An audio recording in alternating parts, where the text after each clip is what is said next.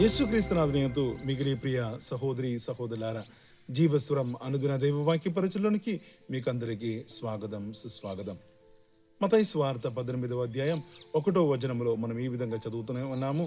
శిష్యులందరూ కూడా వచ్చి యేసుప్రభు దగ్గర వచ్చి అడుగుతున్నారు, ప్రభువా, పరలోక రాజ్యంలో అందరికంటే గొప్పవాడు ఎవడని.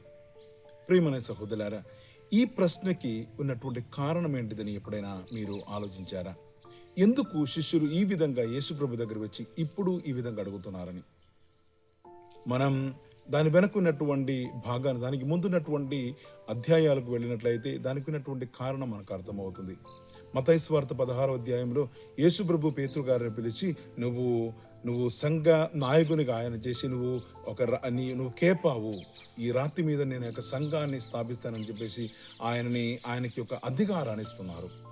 17వ అధ్యాయంలోనికి వచ్చినప్పుడు మనం యేసుప్రభువు దివ్యరూప దాల్చినప్పుడు తాబోర్ కొండ మీదకి ఆ యొక్క సాంఖ్యానికి సాక్షులకు తీసుకున్నది ముగ్గురిని మాత్రం తీసుకెళ్లారు.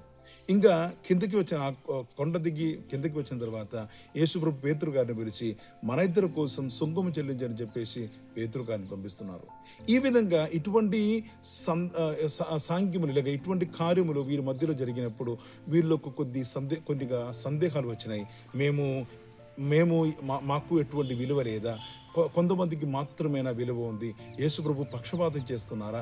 ఇటువంటి ఆలోచన వచ్చినప్పుడు వారు నేరుగా యేసుప్రభు దగ్గర వచ్చి అడిగినటువంటి ప్రశ్న అనేది. ప్రియమైన సహోదరులారా, ఈ ప్రశ్నకి లేక ఈ యొక్క శిష్యుల యొక్క ఈ మనస్తత్వం మన యొక్క జీవితం యొక్క భాగస్వామిగా మారాలి. ఎందుకంటే వారి యొక్క జీవితంలో సందేహాలు వచ్చినప్పుడు, వారి యొక్క జీవితంలో ఇబ్బందులు వచ్చినప్పుడు వారు ఎవరి దగ్గరికి వెళ్ళలేదు, వారు ఎవరితో మాట్లాడడానికి, వారి మధ్యలో విభేదాలు చేయడానికి వాళ్ళు ప్రయత్నం చేయలేదు. వాళ్ళు నేరుగా వెళ్ళి యేసుప్రభుని అడిగారు. ప్రియమైన సహోదరులారా, మన యొక్క జీవితంలో కూడా, మన యొక్క సంఘ జీవితంలో, మన యొక్క సమాజ జీవితంలో మనకి ఇటువంటి సందర్భాలు వచ్చినప్పుడు, మనం అవమానింపబడినప్పుడు, మనం త్రోసివేయబడినప్పుడు, మనం ఎవరు కూడా మనకు విలువనివ్వకుండా మనల్ని పక్కన ఉంచినప్పుడు, మనం ఇటువంటి ఈ బాధలతో మనం సరిగా నేరుగా దేవుని దగ్గరికి వెళ్ళినట్లయితే ప్రియమైన సహోదరులారా, మనకు కావలసినటువంటి సమాధానం దేవుడిస్తారు. ఎందుకంటే పరలోక రాజ్యంలో మనకు ఒక చోట ఉన్నది, మనకు ఒక భాగం ఉన్నది, మనకు ఒక విలువ అనేది ఉన్నది. ఆ స్థానం దేవుడు మనకిస్తారు. ప్రియమైన సహోదరులారా, శిష్యుల యొక్క జీవితంలో మనం శిష్యుల యొక్క జీవితం నుంచి మనం నేర్చుకునే సత్యం కూడా ఇదే. యేసుప్రభు దగ్గర వెళ్ళి వారికి ఉన్నటువంటి ఈ సమస్యని వాళ్ళు యేసుప్రభుతో తెలియపరిచినప్పుడు దాని తర్వాత మనం చూస్తూనే ఉన్నాము, పరలోక రాజ్యంలో వారికి ఉన్నటువంటి స్థానాన్ని యేసుప్రభు ఏ విధంగా వాళ్ళకి ఇచ్చారని.